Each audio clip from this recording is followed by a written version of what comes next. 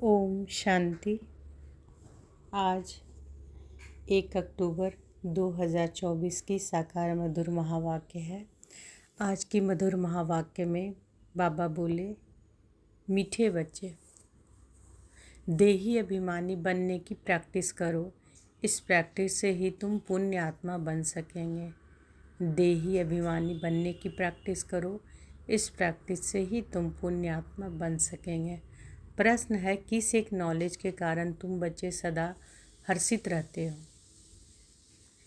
उत्तर है, तुम्हें नॉलेज मिली है कि यह नाटक बड़ा वंडरफुल बना है।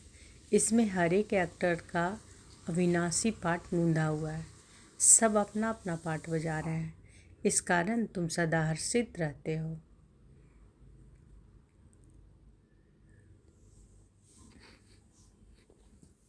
दूसरा प्रश्न है, कौन सा एक हुनर बाप के पास ही है, दूसरों के पास नहीं? उत्तर है, देही अभिमानी बनाने का हुनर एक बाप के पास है, क्योंकि वह खुद सदा देही है, सुप्रीम है। यह हुनर किसी भी मनुष्य को आ नहीं सकता। ओम शांति। रूहानी बच्चों अर्थात आत्माओं प्रति बाप बैठ समझाते हैं। अपने को आत्मा तो समझना है ना। बाप ने बच्चों को समझाया है, पहले पहले यह प्रैक्टिस करो कि हम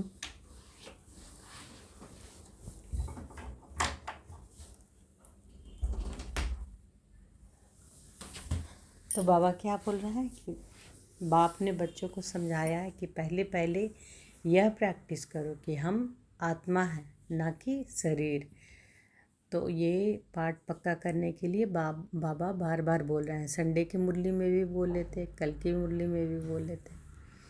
तो बाबा हमेशा पहला पाठ पक्का करने कह रहे हैं कि अपने को आत्मा समझो, शरीर नहीं। कि मैं आत्मा निराकार साकार देह में अवतरित हुई हूँ, चाहे इस साकार देह को चलाने वाली मैं आत्मा। तो यही बाबा कह रहे हैं कि प्रैक्टिस करो कि हम आत्मा हैं, ना कि शरीर। जब अपने को आत्मा समझेंगे तभी परमपिता को याद करेंगे। अपने को आत्मा नहीं समझेंगे तो फिर जरूर लौकिक संबंधी धंधा आदि याद रहेगा, आता रहेगा। इसलिए पहले पहले तो यह प्रैक्टिस होनी चाहिए कि मैं आत्मा हूँ, तो फिर रूहानी बाप की याद ठहरेगी। बाप यह शिक्षा देते हैं कि अपने को देह नहीं समझो। यह ज्ञान बाप एक ही बार सारे कल्प में देते हैं, फिर 5000 वर्ष बाद यह समझानी मिलेगी। अपने को आत्मा समझेंगे तो बाप भी याद आएगा। आधा कल्प तुमने अपने को देह समझा है, अब अपने को आत्मा समझना है। जैसे तुम आत्मा हो, मैं भी आत्मा ही हूँ, परंतु सुप्रीम हूँ। मैं हूँ ही आत्मा, तो मेरे को कोई देह याद पड़ती ही नहीं। यह दादा तो शरीरधारी है ना, वह बाप है निराकार। यह प्रजापिता ब्रह्मा तो साकारी हो गया। शिव बाबा का असली नाम है ही शिव। तो बाबा क्या कह रहे हैं? बाबा कहते हैं कि बाप यह शिक्षा देते हैं कि अपने को देह नहीं समझो। यह ज्ञान बाप एक ही बार सारे कल्प में देते हैं, फिर 5000 वर्ष बाद यह समझानी मिलेगी। अपने को आत्मा समझेंगे तो बाप भी याद आएगा। आधा कल्प तुमने अपने को देह समझा है, अब अपने को आत्मा समझना है। जैसे तुम आत्मा हो, मैं भी आत्मा ही हूँ, परंतु सुप्रीम हूँ। बाबा अपने बारे में बोल रहे हैं, मैं हूँ ही आत्मा, तो तेरे को कोई देह याद पड़ती ही नहीं। मेरे को तो बाबा क्या कह रहे हैं कि मैं बाबा अपने आप बारे में बोल रहे हैं कि मैं हूँ, जैसे तुम आत्मा हो वैसे मैं भी आत्मा हूँ, लेकिन सुप्रीम हूँ।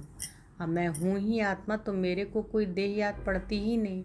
यह दादा तो शरीरधारी है ना, वह बाप है निराकार। यह प्रजापिता ब्रह्मा तो साकारी हो गया। शिव बाबा का असली नाम है ही शिव। वह है ही आत्मा, सिर्फ वह ऊंचित ऊंच अर्थात सुप्रीम आत्मा है। सिर्फ इस समय ही आकर इस शरीर में प्रवेश करता हूँ। वह कभी देह अभिमानी हो न सके। देह अभिमानी साकारी मनुष्य होते हैं, वह तो है ही निराकार। उनको आकर यह प्रैक्टिस करानी है। कहते हैं कि तुम अपने को आत्मा समझो, तो ये प्रैक्टिस बाबा करा रहे हैं ना। क्या कहते हैं बाबा कि अपने को आत्मा समझो, मैं आत्मा हूँ, आत्मा हूँ। यह पाठ बैठ कर पढ़ो। बार बार बाबा आत्मा का पाठ पक्का करा रहे हैं कि आत्मा का पाठ पक्का करो। पहला पाठ कि मैं आत्मा हूँ। बाबा बोल रहे हैं कि यह पाठ बैठ कर पढ़ो। मैं आत्मा शिव बाबा का बच्चा हूँ। हर बात की प्रैक्टिस चाहिए ना। बाप कोई नई बात नहीं समझाते हैं। तुम जब अपने को आत्मा पक्का पक्का समझेंगे तब बाप भी पक्का याद रहेगा। देह अभिमान होगा तो बाप को याद कर नहीं सकेंगे। आधा कल्प तुमको देह का अहंकार रहता है। अभी तुमको सिखाता हूँ कि अपने को आत्मा समझो। सतयुग में ऐसे कोई सिखाता नहीं है कि अपने को आत्मा समझो। शरीर पर नाम तो पड़ता है ही नहीं तो एक दो को बुलावे कैसे। यहाँ तुमने बाप से जो वर्षा पाया है वही प्रारब्ध वहाँ पाते हो। बाकी बुलाएंगे तो नाम से ना। श्री कृष्ण भी शरीर का नाम है ना। नाम बिगड़ तो कारोबार आदि चल ना सके। ऐसे नहीं कि वहाँ यह कहेंगे कि अपने को आत्मा समझो। वहाँ तो आत्माभिमानी रहते ही हैं। यह प्रैक्टिस तुमको अभी कराई जाती क्योंकि पाप बहुत चढ़े हुए हैं। आहिस्ते आहिस्ते थोड़ा थोड़ा पाप चढ़ते चढ़ते अभी फुल पाप आत्मा बन पड़े हो। आधा कल्प के लिए जो कुछ किया वह खलास भी तो होगा ना। आहिस्ते आहिस्ते कम होता जाता है। सतयुग में तुम सतो प्रधान हो। त्रेता में सतो बन जाते हो। वर्षा भी मिलता है। अपने को आत्मा समझ बाप को याद करने से ही वर्षा मिलता है। यह देही अभिमानी बनने की शिक्षा बाप अभी देते हैं। सतयुग में शिक्षा नहीं मिलती। अपने अपने नाम पर ही चलते हैं। यहाँ तुम हरेक को याद के बल से पापात्मा से पुण्यात्मा बनना है। तो बाबा क्या बोल रहे हैं कि यहाँ तुम हर एक को याद के बल से पापात्मा से पुण्यात्मा बनना है। तो याद के बल से क्या बनना है? याद के बल से बाबा क्या बोल रहे हैं? पापात्मा से पुण्यात्मा बनना है। सतयुग में इस शिक्षा की दरकार ही नहीं। न तुम यह शिक्षा वहाँ ले जाते हो। वहाँ न यह ज्ञान न योग ले जाते हो। तुमको पतित से पावन अभी ही बनना है। फिर आहिस्ते आहिस्ते कला कम होती है। जैसे चंद्रमा की कला कम होते होते लीक जाकर रहती है। तो इसमें मूंझो नहीं। कुछ भी समझो तो पूछो। पहले तो यह पक्का निश्चय करो कि हम आत्मा हैं। तुम्हारी आत्मा ही अभी तमो प्रधान बनी है। पहले सतो प्रधान थी। फिर दिन प्रतिदिन कला कम होती जाती है। मैं आत्मा हूँ यह पक्का ना होने से ही तुम बाप को भूलते हो। पहले पहले मूल बात ही यह है। आत्माभिमानी बनने से बाप याद आएगा तो वर्षा भी याद आएगा। वर्षा याद आएगा तो पवित्र भी रहेंगे। दैवी गुण भी रहेंगे। एम ऑब्जेक्ट तो सामने है ना। यह है गॉडली यूनिवर्सिटी। भगवान बढ़ाते हैं। देही अभिमानी भी वही बना सकते हैं। और कोई भी यह हुनर जानता ही नहीं। एक बाप ही सिखाते हैं। यह दादा भी पुरुषार्थ करते हैं। बाप तो कभी देह लेते ही नहीं। जो उनको देही अभिमानी बनने का पुरुषार्थ करना पड़े वह सिर्फ इसी समय आते हैं तुमको देही अभिमानी बनाने। यह कहावत है कि जिनके माथे मामला वह कैसे नींद करे। बहुत धंधा आदि टू मच होता है तो फुर्सत नहीं मिलती। और जिनको फुर्सत है वह आते हैं बाबा के सामने पुरुषार्थ करने। कोई नए भी आते हैं। समझते हैं कि नॉलेज तो बड़ी अच्छी है। गीता में भी यह अक्षर है कि मुझ बाप को याद करो तो तुम्हारे विकर्म विनाश हो जाए। गीता में कौन सा अक्षर है कि मुझ बाप को याद करो तो तुम्हारे विकर्म विनाश हो जाए। तो बाप यह समझाते हैं। बाप कोई को दोष नहीं देते हैं। यह तो जानते हैं कि तुमको पावन से पतित बनना ही है और हमको आकर पतित से पावन बनाना ही है। यह बना बनाया ड्रामा है। इसमें कोई की निंदा की बात नहीं। तुम बच्चे अभी ज्ञान को अच्छी रीति जानते हो और तो कोई भी ईश्वर को जानते ही नहीं। इसलिए निधन के नास्तिक कहलाए जाते हैं। तो निधन के नास्तिक किसको बाबा कह रहे हैं? जो बाबा को नहीं जानते, जो भगवान को नहीं जानते हैं, है ना। तो बाबा कह रहे हैं कि यह अभी तुम जाने हो, है ना। और कोई ईश्वर को नहीं जानते इसलिए उनको क्या कहते हैं? निधन के नास्तिक। अभी बाप तुम बच्चों को कितना समझदार बनाते हैं। टीचर रूप में शिक्षा देते हैं। कैसे यह सृष्टि का चक्र चलता है, यह शिक्षा मिलने से तुम भी सुधरते हो। भारत जो शिवालय था सो वेश्यालय है ना, इसमें ग्लानि की तो बात ही नहीं। यह खेल है जो बाप समझाते हैं। तुम देवता से असुर कैसे बने? ऐसे नहीं कहते क्यों बने। बाप आए ही हैं बच्चों को अपना परिचय देने और सृष्टि का चक्र कैसे फिरता है यह नॉलेज देते हैं। मनुष्य ही जानेंगे ना। अभी तुम जानकर फिर देवता बनते हो। यह पढ़ाई है मनुष्य देवता बनने की, जो बाप ही बैठ पढ़ाते हैं। यहाँ तो सब मनुष्य ही मनुष्य हैं। देवता तो इस सृष्टि पर आ नहीं सकते, तो जो टीचर बनकर पढ़ाएं, पढ़ाने वाला बाप देखो कैसे पढ़ाने आते हैं। गायन भी है, परमपिता परमात्मा कोई रथ लेते हैं। यह पूरा नहीं लिखते हैं कि कौन सा रथ लेते हैं। त्रिमूर्ति का राज भी कोई समझते नहीं। परमपिता अर्थात परमात्मा, परमपिता अर्थात परम आत्मा वो जो है सो अपना परिचय तो देंगे ना। अहंकार की बात नहीं, न समझने के कारण कहते हैं कि इनमें अहंकार है। यह ब्रह्मा तो कहते नहीं कि मैं आप परमात्मा हूँ। यह तो समझ की बात है। यह तो वाक्य है, यह तो बाप के महावाक्य हैं। सभी आत्माओं का बाप एक है। इनको दादा कहा जाता है। यह भाग्यशाली रहता है ना। नाम भी ब्रह्मा रखा है क्योंकि ब्राह्मण चाहिए ना। आदि देव प्रजापिता ब्रह्मा है, प्रजा का पिता है। अब प्रजा कौन सी? प्रजापिता ब्रह्मा शरीरधारी है तो अडॉप्ट किया ना। बच्चों को शिव बाबा समझाते हैं कि मैं अडॉप्ट नहीं करता हूँ। तुम सब आत्माएं तो सदैव मेरे बच्चे ही हो ही। मैं तुमको बनाता नहीं हूँ। मैं तो तुम आत्माओं का अनादि बाप हूँ। तो बाबा क्या कह रहे हैं कि बच्चों को शिव बाबा समझाते हैं कि मैं अडॉप्ट नहीं करता हूँ। तुम सब आत्माएं तो सदैव मेरे बच्चे हो ही। मैं तुमको बनाता नहीं हूँ। मैं तो तुम आत्माओं का अनादि बाप हूँ। बाप कितना अच्छी रीति समझाते हैं, फिर भी कहते हैं अपने को आत्मा समझो। तो बाबा बीच बीच में इसको पाठ को पक्का करा रहे हैं कि अपने को आत्मा समझो। तुम सारी दुनिया का संन्यास करते हो। बुद्धि से जानते हैं कि सब वापस जाएंगे इस दुनिया से। तो बाबा पूरा महावाक्य में बाबा टीचर के रूप में हम सबों को पाठ पक्का करा रहे हैं कि अपने को आत्मा समझकर ही बैठ के महावाक्य सुनना है। कि हमें सुनाने वाला कौन है? परमात्मा टीचर के रूप में। तो बाबा कहते हैं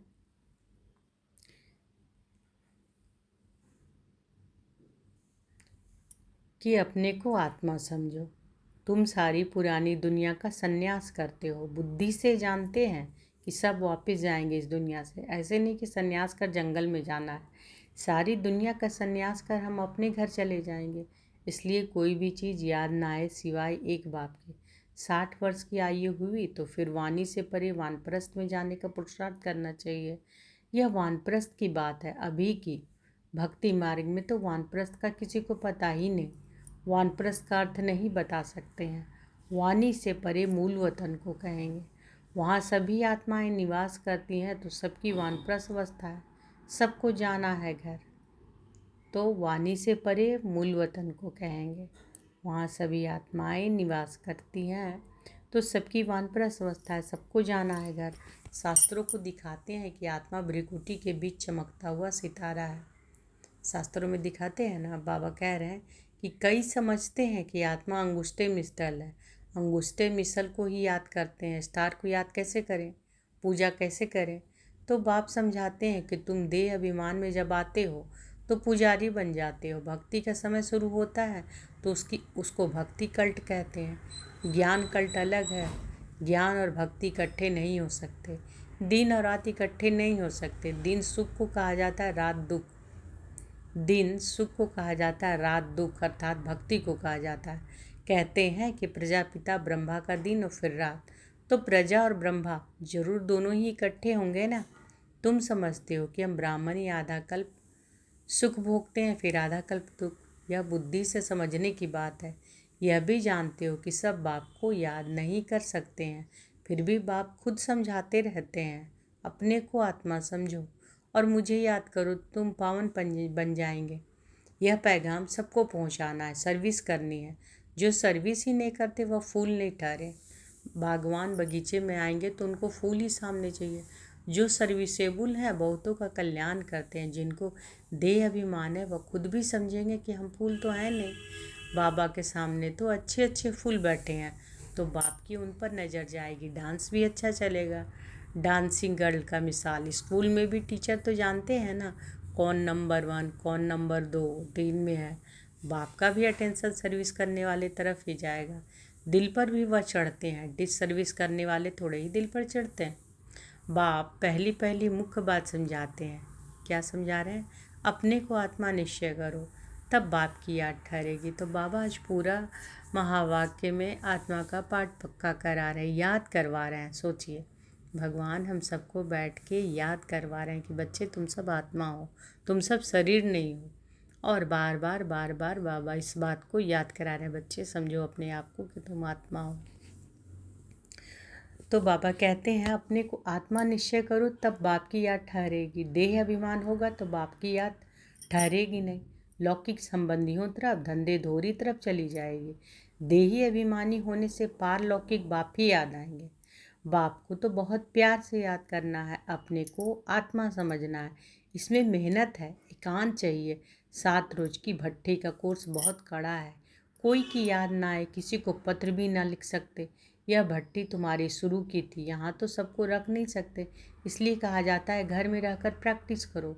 भक्त लोग भी भक्ति के लिए अलग कोठरी बना देते हैं, अंदर कोठरी में बैठ माला सिमरते हैं।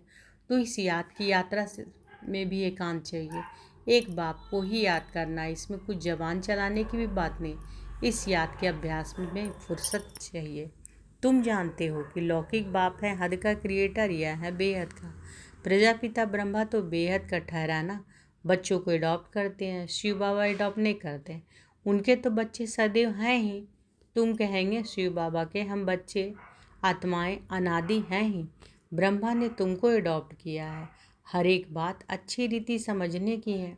बाप रोज रोज बच्चों को समझाते हैं, कहते हैं बाबा याद नहीं रहती।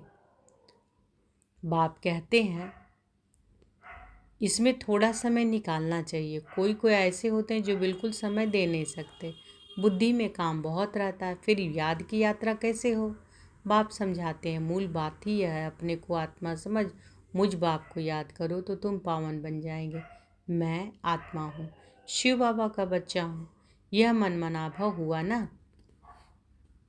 तो मन मनाभव का अर्थ भी बाबा बता दिए। क्या अर्थ बताएं? कि मैं आत्मा हूँ, शिव बाबा का बच्चा हूँ, यह मन मनाभव हुआ ना। इसमें मेहनत चाहिए, आशीर्वाद की बात नहीं। यह तो पढ़ाई है, इसमें कृपा व आशीर्वाद नहीं चलती। मैं कभी तुम्हारे ऊपर हाथ रखता हूँ क्या? तुम जानते हो कि बेहद के बाप से हम वर्षा ले रहे हैं।